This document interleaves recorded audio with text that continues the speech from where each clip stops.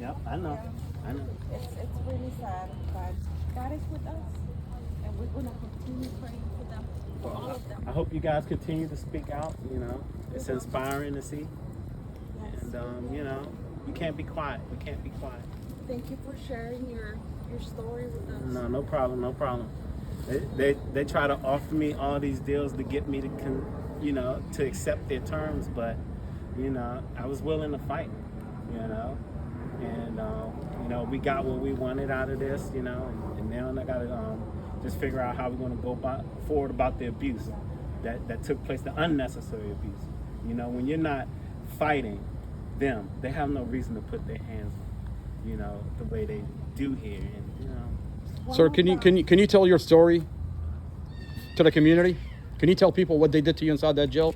Well, you know, they basically beat me up. I was having anxiety issues because I was in a custody hearing, and one of the officers, you know, who took me into I went into custody willingly, but one of the officers, when they wanted to put me in the room, I was like, look, my anxiety is crazy. I haven't had my medication, and we're told if we explain to them our medical conditions, that you know, the law enforcement will listen.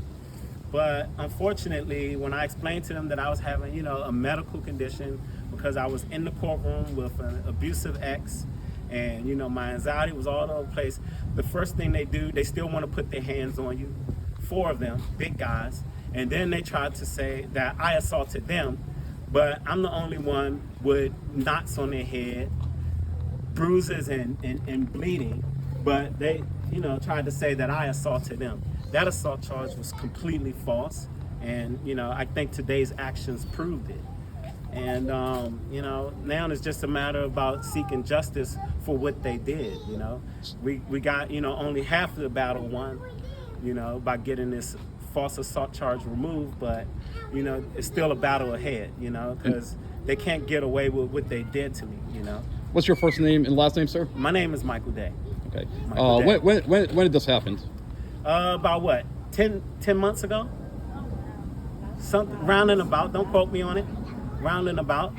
But the fact is that they unnecessarily beat me in that place to the point of unconsciousness. Left me in my cell naked and unconscious, you know, and I did nothing, you know, but just have a emotional day in court because, you know, you're dealing with your children and your ex-wife, and it's an emotional situation.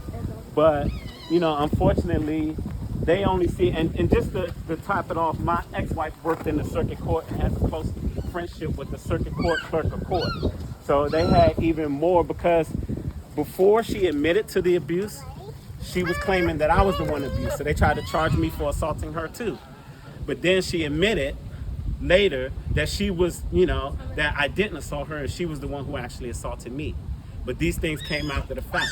And it took a long time for them to acknowledge that. She kept her job for a while until I sent letters to Richmond and a proof of my civil case against her where she admitted to everything that I claimed that she had did to me. She admitted to all those things. So, you know, it's a lot of back and forth with them. But the thing is, when they assaulted me, they didn't have to. I let them know that, you know, I haven't had my medication. My anxiety is a mess. Give me a minute. I went into their custody willingly, but they still felt they needed to rough me up. And that was my story. Sir, what was the name of the correctional officers that beat you up? Ah, man, I can't remember his name. It's a long name. It's a complicated name. So I couldn't tell you off the top of my head. I'll have to go through my stuff. When they went in, did they strip you naked at any point? Yeah, they during stripped the me beating? naked. They stripped me naked and beat me to the point of unconsciousness. They did. Did they have you see medical afterwards? Nope. They kept me in there. First of all, I was supposed to get out the next day, but they kept me in there 4 days, and they were trying to cover up the fact that I was still busted up looking. So they waited until my injuries healed, and because my wife kept calling the jail, which they were trying to say they couldn't help her. She's over here, but she kept calling the jail, and finally she reached out to the public defender who came and got me out of jail because she saw my condition, and she's, you know, I told her everything that happened, and she was like, "Why are you in here?" They wanted to keep me in there because they wanted me to heal up, and then they could let me go and say nothing happened. But it didn't work out because my wife got in touch with the right people, and they came in there. They saw my current condition, and they realized that I was not supposed to be in there, and they got me out. But they tried to mess around with the paperwork and everything just so they could let my injuries heal and everything won't be visible. But thank God I got out in time where I wasn't completely healed. You know, I still had the bruises and everything, so you know, I was able to retain some proof of what they did. But you know, the fact that they tried to keep me in there until I healed up, like, you know, screw around with my paperwork so I couldn't get out. She had to get the defender involved. Manassas Adult Detention Center. Did they release? Did they release the videos to you? Huh? Did they release the videos? My of the attorney beatings? eventually, that's how we got the charge of that they tried to get against me dismissed, because my attorney went after the videos. He wanted those videos. No, sir. How do you feel about Sheriff Glenhill running for election, and this was happening on his watch? You know, like I said, I wouldn't trust him. You know, I wouldn't trust Prince William County, period. I think that there's a lot of corruption in this place. I've seen it with how they tried to help my wife take my daughter from me just because she has a close friendship with the clerk of court. They used that to take my daughter from me. You know, they do a lot of stuff here. Like, say for instance, there are attorneys in here who do wrong, but because they have connections to certain Commonwealth attorneys, they get their charges dismissed. They get their drunk driving charges dismissed because of who they know.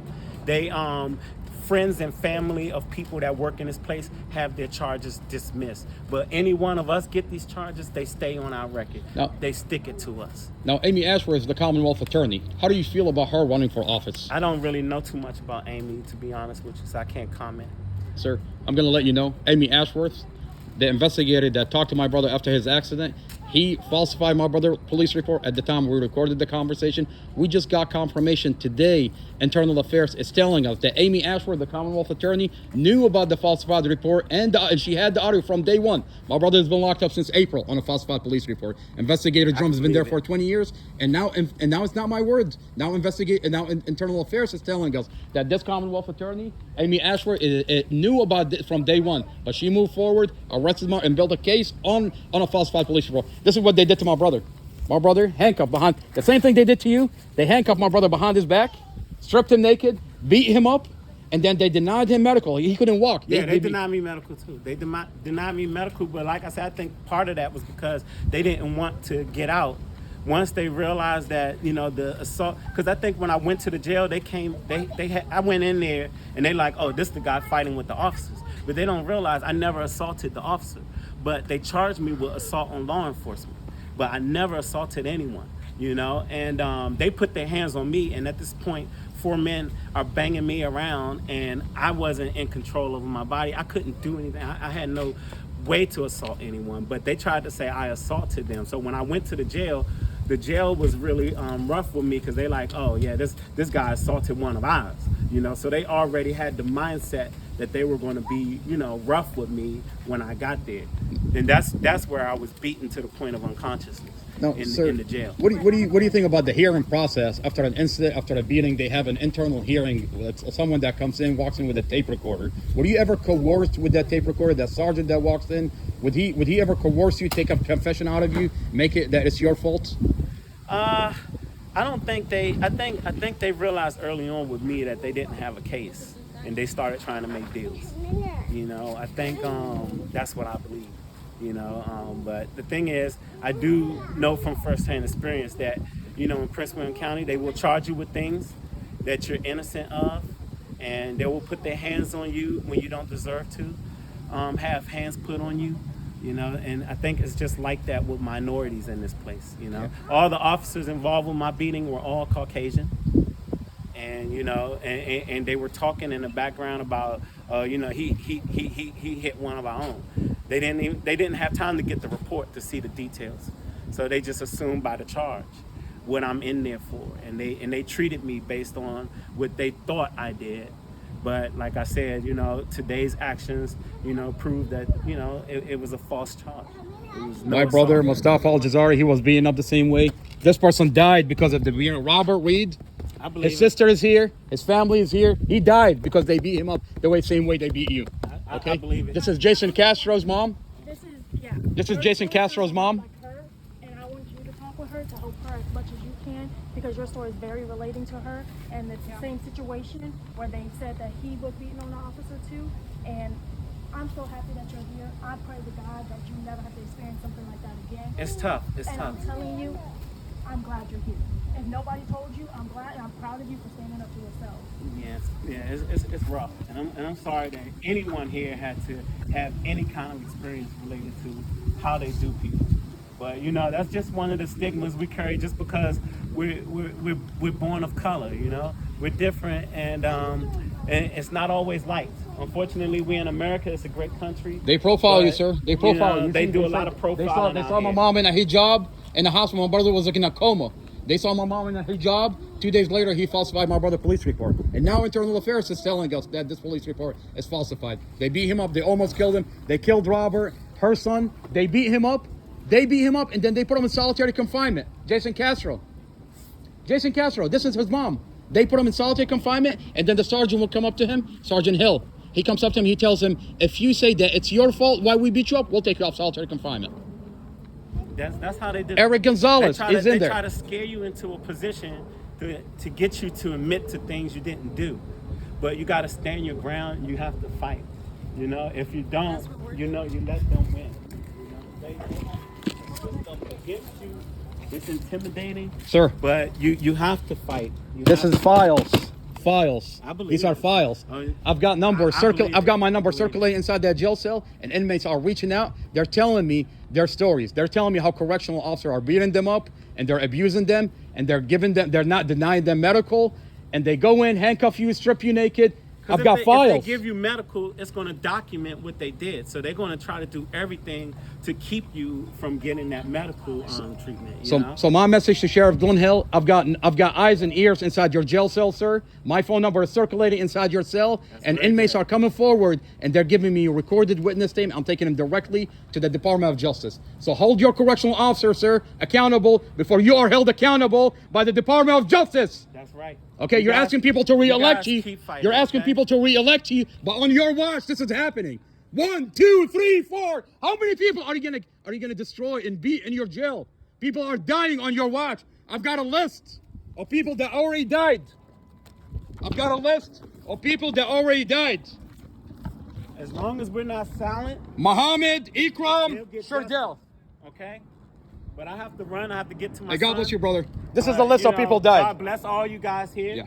And like I said, just keep your voices heard, you know, and you know, eventually it'll come to an end, because I like to believe that change is always possible, but it's not going to happen if we do nothing. Okay? So, you know, everyone keep fighting for your loved ones, for what you believe in. You know, innocent people get hurt here, but you know, we don't have to accept it laying down. Okay? Thank you so much.